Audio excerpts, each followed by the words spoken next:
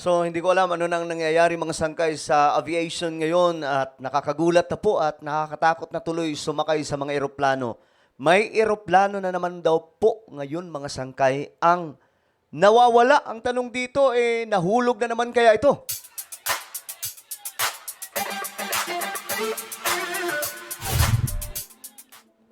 What's up guys? This is me, Sangkay Janjan, and we are back sa ating vlog ngayon.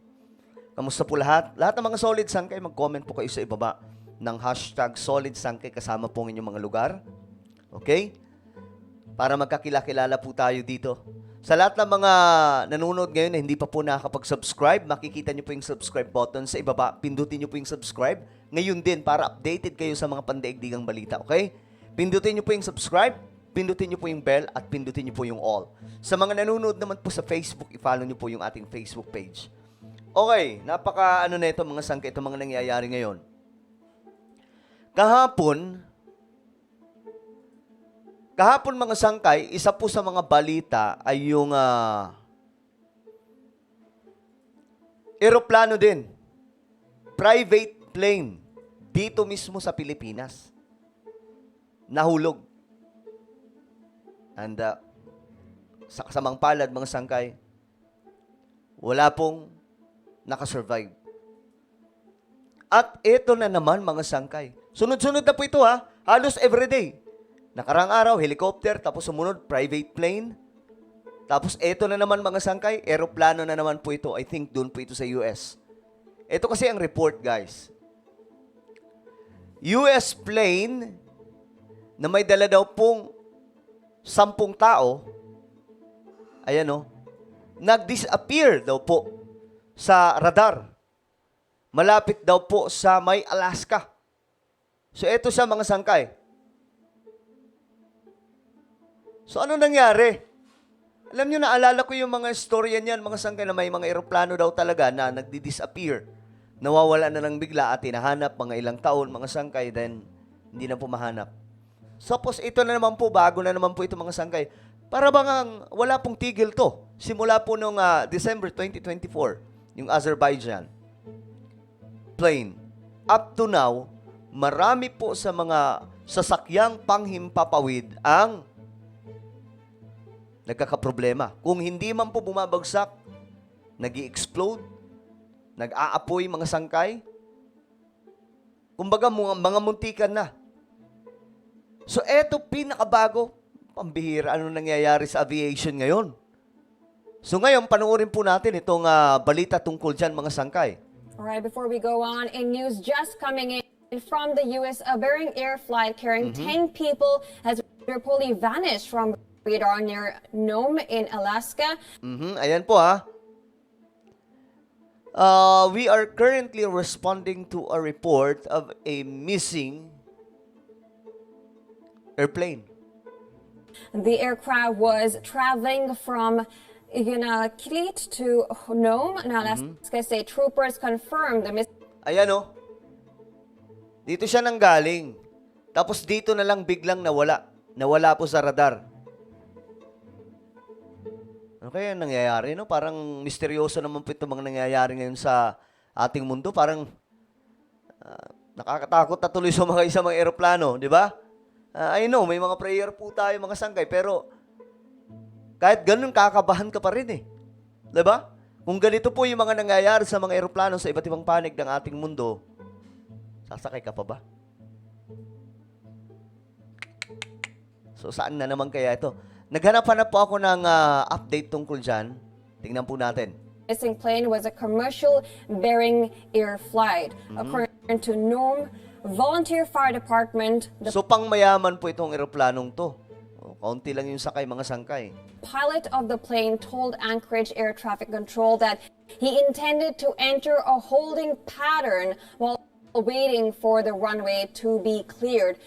Now, for now, search efforts are expanding as more Okay, so ngayon pinaghahanap na daw po ito, mga sangkay. details do emerge. There is a C-130 Coast Guard plane planning to scope the area and see if they can get a visual of the plane to assist ground crews with GPS coordinates. Ground crews have covered ground all along the coast from Nome to Topkok. The plane's exact location is still unknown. The plane exact location, nananatiling hindi alam. Dahil nga bigla na lamang daw po ito nag-disappear. No, missile plane location is of course still unknown. This is a Boeing plane that has gone off radar. The plane was carrying 10 people. So, 10 tao ang sakay ng eroplanong ito, mga sangkay. Ngayon, tingnan natin yung mga komento nito. I'm sure maraming nag-aalala na naman ngayon, mga sangkay. Bro, 2025 is too many disasters took place in US moment. Trump came on board. Hindi lang sa Amerika. Hindi lang sa Amerika. Nagkataon lang na pangatlo na po ata ito sa US or pang-apat. Pero hindi lang sa US. Mayroon po sa South Korea. Mayroon nga sa Pilipinas. 3 na nga ata sa Pinas, di ba? 3 sunod-sunod. Helicopter, tapos eroplano. Aviation Nightmare 2025. Hindi lang to 2025. From 2024 pa po ito, December.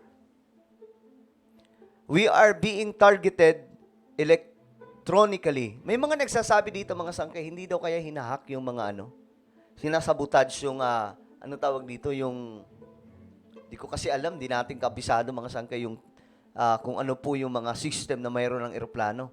Natanging yung mga, siguro kung may mga nanonood ngayon, na mga piloto or engineers ng mga airplane, ano sa tingin nyo ang dahilan kung bakit nagkakaganito ngayon ang mga eroplano? Ano ang mayroon? Hindi lang po ito sa Amerika, mga sangkay.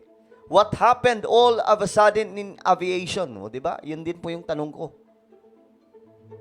Hanggang ngayon, naghanap po ako, mga sangkay, kung mayroon pong information tungkol dito, just in case, baka naman nahanap na, wala talaga.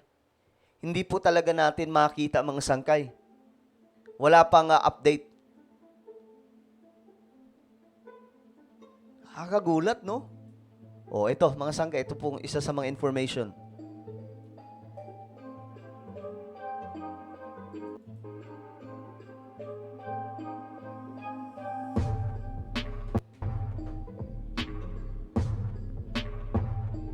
So, ganyan po siya, mga sangkay. Pang ano siya?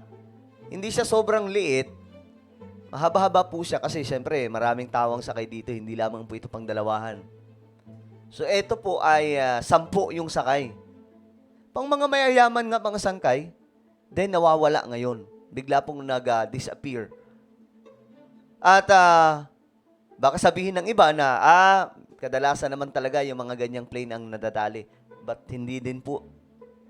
Kasi nga po, mas marami po. Simula po noong 2024, by December, mga pampasahirong sasakyan sa himpapawid ang nadadali.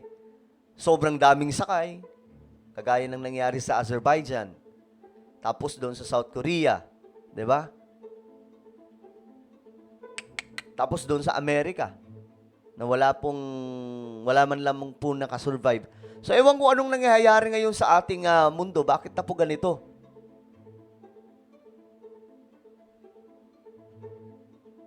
But all the journalists and aviation personnel say that flying is the safest thing there is. Oo nga, di ba? Yun din ang sinasabi ng iba. Ang eroplano daw po ang pinaka-safe na sasakyan. Pero sa nangyayari ngayon na sunod-sunod na, mukhang hindi na po eh. Di ba sunod-sunod na po, mga sangkay?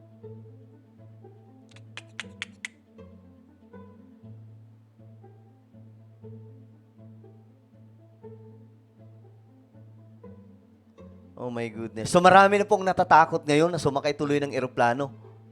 'Di ba? Dahil sa mga nangyayaring ito, mga sangkay. Ayan po, balitang-balita po 'yan. Marami na pong nagbabalita tungkol diyan ngayon at maging dito sa Pilipinas. Ano sa tingin niyo ang nangyayari ngayon? Masyado na pong lumalala ang sitwasyon, no? Pagdating po sa aviation. Hindi na po ito yung tipong normal na may mga hindi sinasadya na biglang naglalaho, biglang nahuhulog. Ito po ay nakakaalarma na, mga sangkay, dahil sunod-sunod na po ito eh. Parang wala pong tigil.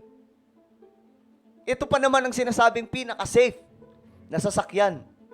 Pero ngayon, mga sangkay, sa nakikita natin, mukhang magbabago ang isip natin na sumakay sa eroplano.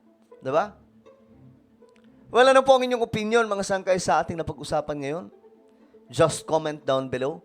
Meron po tayong YouTube channel. Ito po yung Sangkay Revelation. Hanapin nyo po ito ngayon sa YouTube. Kapag nakita nyo na, i-click nyo po yung subscribe, i-click ang bell, at i-click nyo po yung all. Alright, so ako na po ay magpaalam. Mag-iingat pong lahat. God bless everyone.